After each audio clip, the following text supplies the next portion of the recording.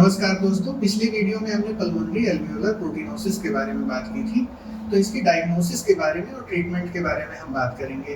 Diagnosis के लिए हमें चाहिए होता है ब्रोंकोस्कोपी। ब्रोंकोस्कोपी में हम लंग को वाश करके वहाँ से सैंपल इकट्ठा करते हैं और उसकी जांच होती है, जिसके माध्यम से उसमें पास स्टेन करके इसकी डायग्नोसिस बनती है और उसमें हमें पता चलता है कि पेशेंट को पल्मोनरी एल्वियोलर प्रोटीनोसिस है। कभी कभी वाश करने में सैंपल में ये मटेरियल नहीं भी आ पाता है, तो ऐसे केसेस में हमें बायोप्सी भी करने की जरूरत पड़ सकती है।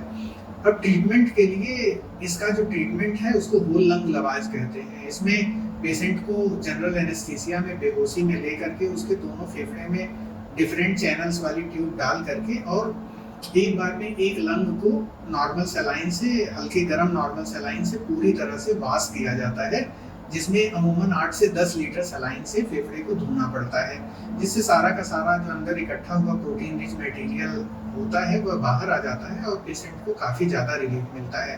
एक सिटिंग में जनरली एक ही फेफड़े को वाश किया जाता है। फिर सेकेंड फेफड़े को वाश करने के लिए मरीज को कम से कम 3 दिन रुक करके उसका सेकेंड फेफड़े का वाश किया जाता है। जनरली अगर फिजिबल हो तो 7 डेज का गैप भी दिया जाता है।